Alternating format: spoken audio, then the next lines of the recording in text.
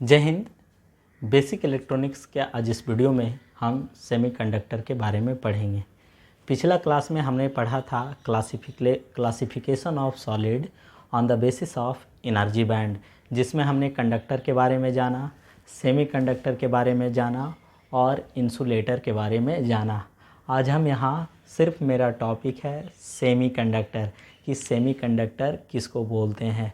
तो हमने energy band के आधार पर सेमीकंडक्टर का डिफिनेशन दिया था कि वैसा सबस्टांस जिसमें वैलेंस बैंड और कंडक्शन बैंड के वैसा सबस्टांस जिसमें कंडक्शन बैंड और वैलेंस बैंड के बीच energy gap about 1 electron volt होता है, वैसे सबस्टांस को हम सेमीकंडक्टर कहते हैं। क्या बोलते हैं? सेमीकंडक्टर कहते हैं।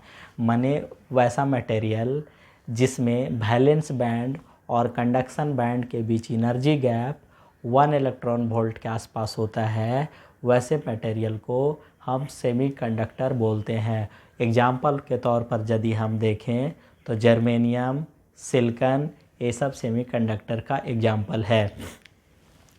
तो यहाँ हम दूसरे तरीक़ा से भी डिफाइंड कर सकते हैं सेमीकंडक्टर को, कि वैसा सबस्टांस जिसकी कंडक्टिविटी कंडक्टर से कम होती है तथा इंसुलेटर से ज़्यादा होता है, वैसे सबस्टांस को हम सेमीकंडक्टर बोलते हैं।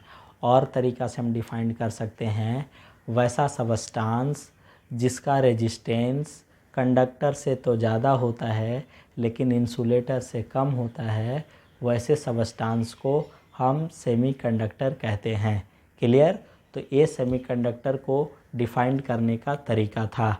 लेकिन जो एनर्जी बैंड वाला जो डिफिनेशन है वो सबसे इम्पॉर्टेंट डिफिनेशन है सेमीकंडक्टर का, क्योंकि उस डिफिनेशन के आधार पर पता चलता है कि सेमीकंडक्टर में वैलेंस बैंड और कंडक्शन बैंड की क्या स्थिति है, इलेक्ट्रॉन की कंडक्टिविटी टेम्परेचर बढ़ने के साथ बढ़ेगा या घटेगा, ये सारा कुछ एनर्जी बैंड डिस्क्रिप्शन से पता चलता है। तो हमने एक सेमीकंडक्टर को डिफाइंड भी किया था एनर्जी बैंड डिस्क्रिप्शन के आधार पर। तो आज हम जानेंगे कि सेमीकंडक्टर मेरा दो तरह का होता है। कितने तरह का? दो तरह का। एक को इंट्रिंसिक सेमीकंडक्टर बोलते हैं, दूसरे को एक्सट्रिंसिक सेमीकंडक्टर बोलते हैं। Semiconductor is categorised into two way, one is known as intrinsic semiconductor and other is known as extrinsic semiconductor. What is intrinsic semiconductor and extrinsic semiconductor? बारी बारी से हम दोनों को डिफाइन करेंगे। तो वैसा सेमीकंडक्टर जो प्योरेस्ट फॉर्म में होता है, जो सबसे प्योर सेमीकंडक्टर होता है, माने उस सेमीकंडक्टर क्रिस्टल में किसी दूसरे सबस्टांस का एटम मिक्स्ड नहीं होता है। मतलब उस सेमीकंडक्टर क्रिस्टल में सिर्फ और सिर्फ उसी सेमीकंडक्टर का ही एटम प्रेजेंट होता है। तो वैसे एटम को हम इंट्रिंसिक सेमीकंडक्टर बोलते हैं। क्या बोलते हैं? इंट्रिंसिक सेमीकंडक्टर बोलते हैं। मतलब जो सेमीकंडक्टर प्योरेस्ट फॉर्म में होता है, माने उस सेमीकंडक्टर के क्रिस्टल में कोई दूसरे सबस्टांस का एटम प्रेजेंट नहीं होता है, तो उस सेमीकंडक्टर को हम इंट्रिंसिक सेमीकंडक्टर बोलते हैं। क्या बोलते हैं? इंट्रिंसिक सेमीकंडक्टर बोलते हैं।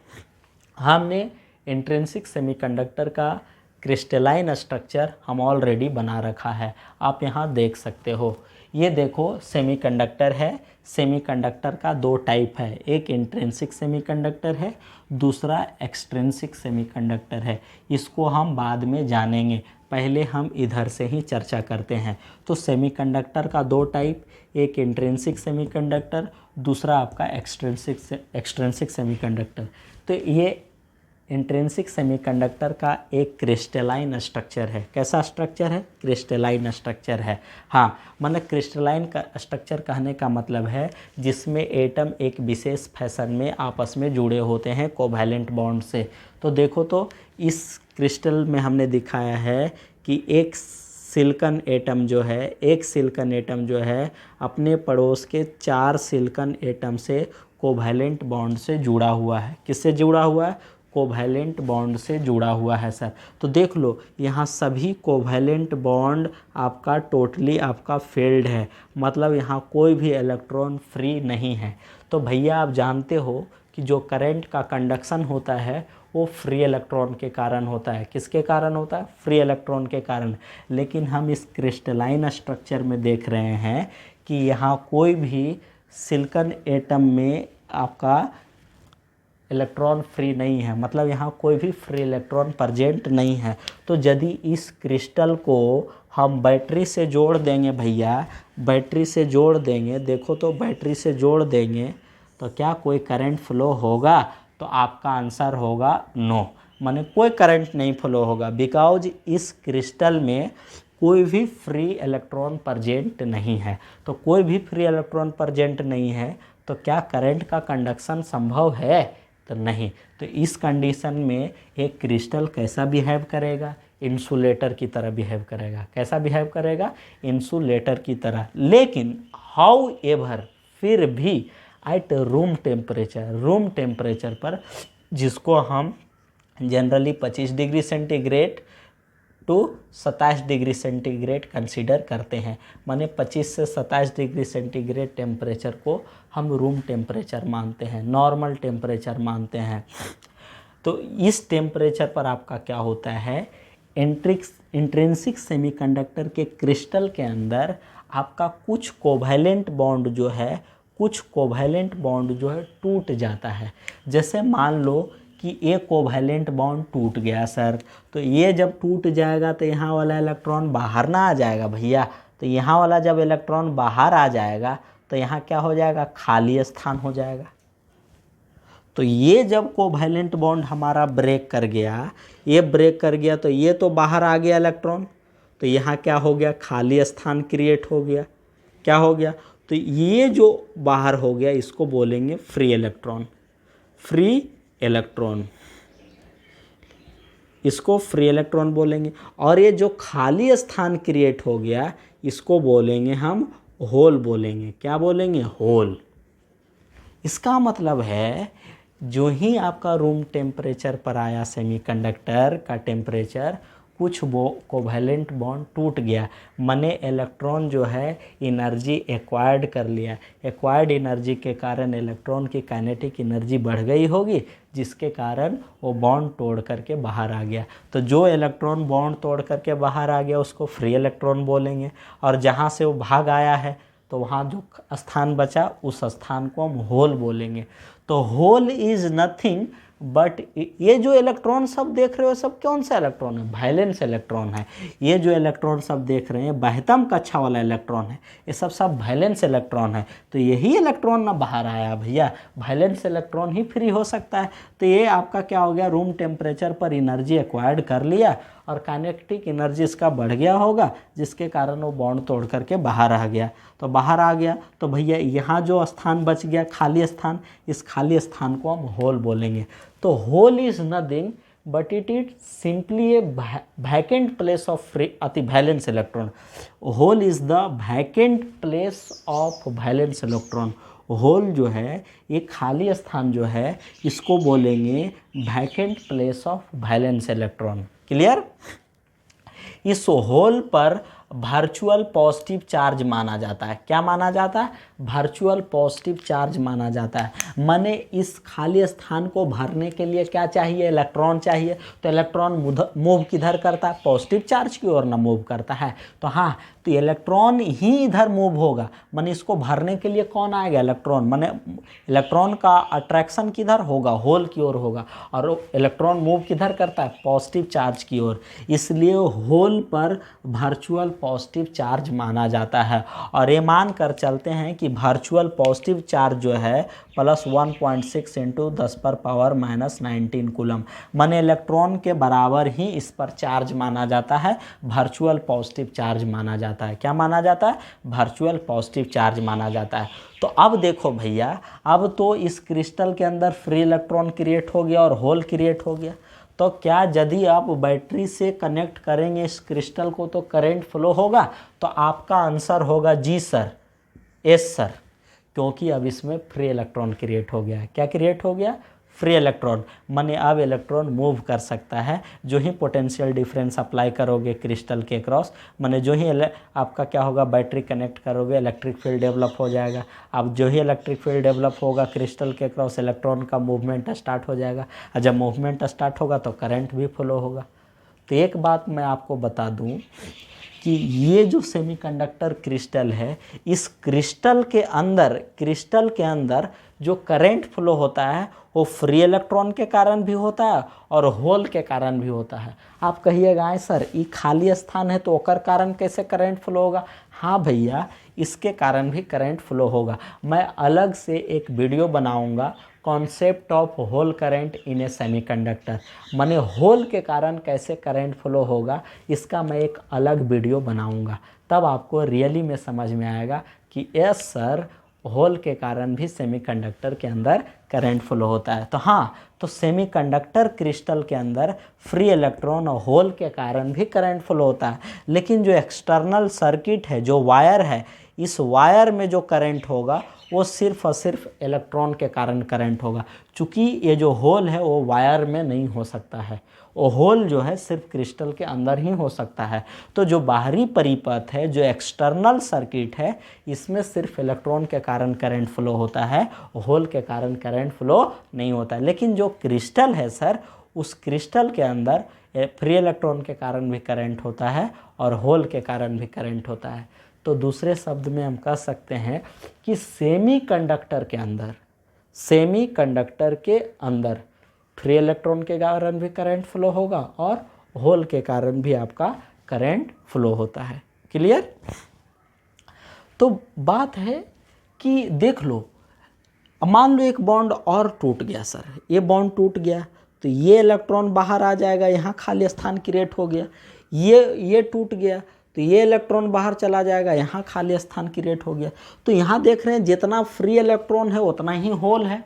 माने इंट्रिंसिक सेमीकंडक्टर में नंबर ऑफ फ्री इलेक्ट्रॉन और नंबर ऑफ होल की संख्या बराबर होता है और ये काफ़ी कम होता है। तो इसका मतलब हम कह रहे हैं अभी कि सेमीकंडक्टर में जो आपका इंट्रिंसिक सेमीकंडक्टर है, इसमें फ्री इलेक्ट्रॉन और होल की संख्या बराबर होता है और ये काफ़ी कम होता है। और चूँकि इसके अंदर फ्री इलेक्ट्रॉन और होल के कारण भी करंट फ्लो होता है, इसका मतलब सेमीकंडक्टर के अंदर जो चार्ज कैरियर है, माने जिसके कारण करंट फ्लो होता है, वो फ्री इलेक्ट्रॉन और आपका होल है। माने फ्री इलेक्ट्रॉन और क्या है, होल है। माने यही दोनों चार्ज कैरियर है। माने इन दोनों की संख्या जितना ज़्यादा होगा करंट उतना ज़्यादा फ्लो होगा सेमीकंडक्टर में, और यही चीज़ इंट्रिंसिक सेमीकंडक्टर में कम होता है। माने जो आपका फ्री इलेक्ट्रॉन और होल की जो संख्या होता है इंट्रिंसिक सेमीकंडक्टर में, वो कम होता है। तो यही कारण है कि इंट्रिंसिक सेमीकंडक्टर की कंडक्टिविटी कम होता है, चूँकि इसमें फ्री इलेक्ट्रॉन और होल की संख्या तो बराबर होता है लेकिन कम होता है। और चूँकि इसी दोनों के कारण इसके अंदर करंट फ्लो होता है, यही दोनों आपका क्या है, इंट्रिंसिक सेमीकंडक्टर में चार्ज कैरियर है और इसी की संख्या कम है, तो क्या करंट इसकी कंडक्टिविटी कम ना होगा? हाँ, इंट्रिंसिक सेमीकंडक्टर की कंडक्टिविटी कम होता है, बिकॉज इसके अंदर फ्री इलेक्ट्रॉन और होल की संख्या तो बराबर होता है लेकिन आपका इसका संख्या कम होता है, जिसके कारण इसकी कंडक्टिविटी कम होती है। तो कंडक्टिविटी कम होगा तो करंट कम ही ना फ्लो होगा। तो अब यही से कॉन्सेप्ट आता है एक्सट्रिंसिक सेमीकंडक्टर का। चूँकि इंट्रिंसिक सेमीकंडक्टर की कंडक्टिविटी कम है, इसमें नंबर ऑफ चार्ज कैरियर की संख्या कम है। समझ में आ रहा है? तो इसी डिफ़िकल्टी के कारण हम क्या क्रिएट किए, एक्सट्रिंसिक सेमीकंडक्टर। तो एक्सट्रिंसिक सेमीकंडक्टर की हमको क्यों आवश्यकता पड़ा? चूँकि इंट्रिंसिक सेमीकंडक्टर की कंडक्टिविटी बहुत कम है, तो हम क्या इंट्रिंसिक सेमीकंडक्टर में मिला दें जिसके कारण या तो फ्री इलेक्ट्रॉन की संख्या बढ़ जाए या होल की संख्या बढ़ जाए। माने इस इंट्रिंसिक सेमीकंडक्टर में हम क्या मिला दें जिसके कारण इसके अंदर जो है या तो फ्री इलेक्ट्रॉन की संख्या बढ़ जाए या होल की संख्या बढ़ जाए। तो जिस एटम को मिला देने से फ्री इलेक्ट्रॉन की संख्या बढ़ जाएगा या होल की संख्या बढ़ जाएगा, उस एटम को हम इम्प्यूरिटी एटम बोलते हैं।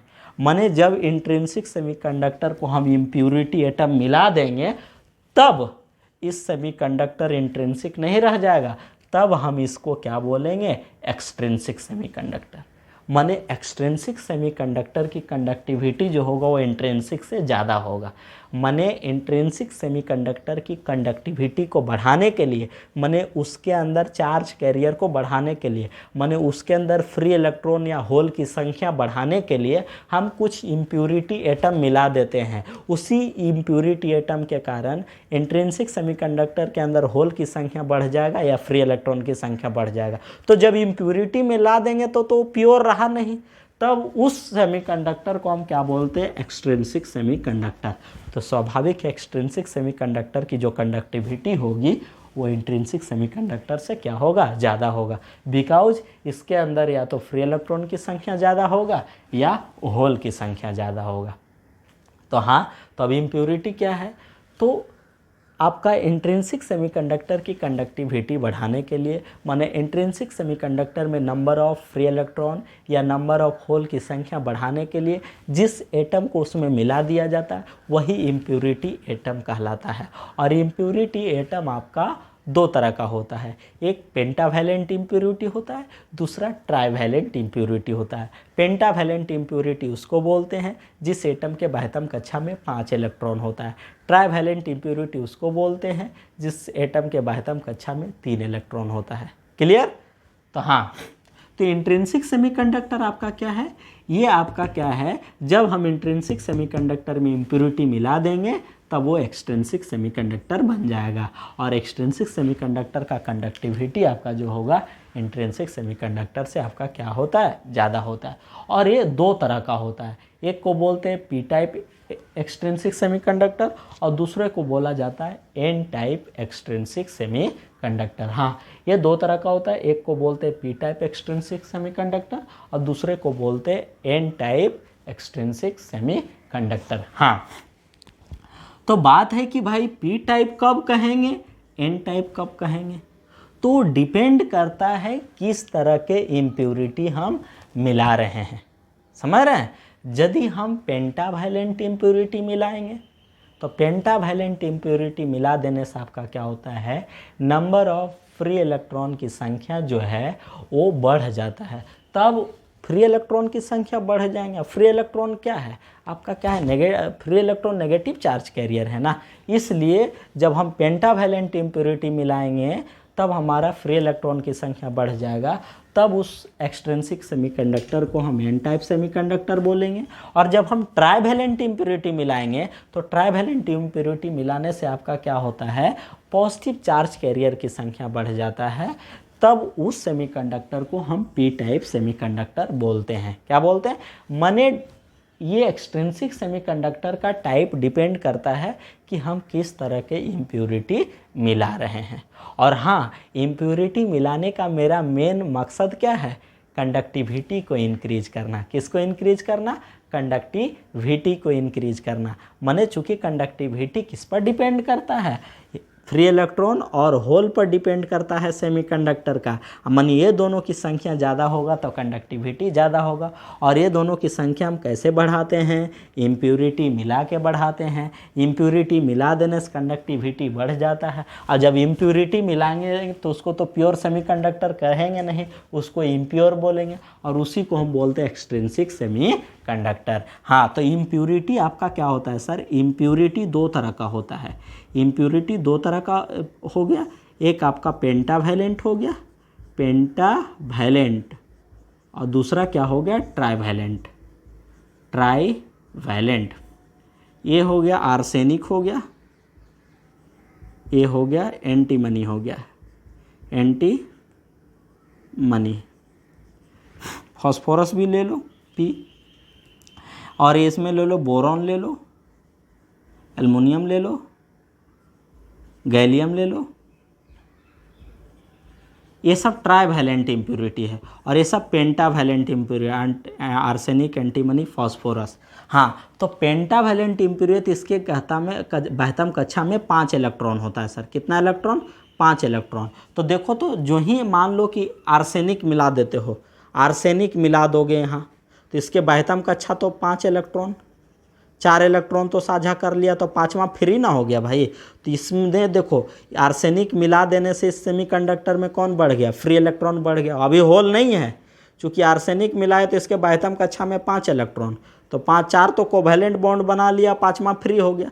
तो आर्सेनिक मिला देने से माने पेंटावैलेंट मिला देने से इलेक्ट्रॉन बढ़ ना गया, माने एन टाइप चार्ज कैरियर की संख्या बढ़ गया, नेगेटिव चार्ज कैरियर की संख्या इसमें बढ़ गया।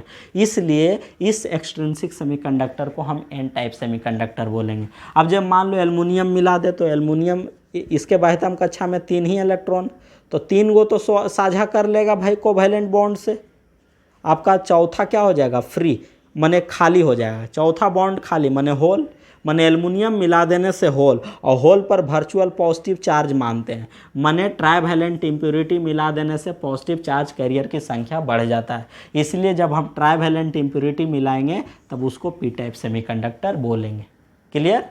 उम्मीद करता हूँ आप लोग समझ गए होंगे। इस वीडियो में फ़िलहाल इतना ही। अगले वीडियो में हम सिर्फ और सिर्फ चर्चा करेंगे एक्सट्रिंसिक सेमीकंडक्टर की। इसको दोनों टाइप का चर्चा करेंगे, पूरा क्रिस्टल स्ट्रक्चर के साथ हम इसको समझेंगे। फिलहाल आज इतना ही। जय हिंद, जय भारत।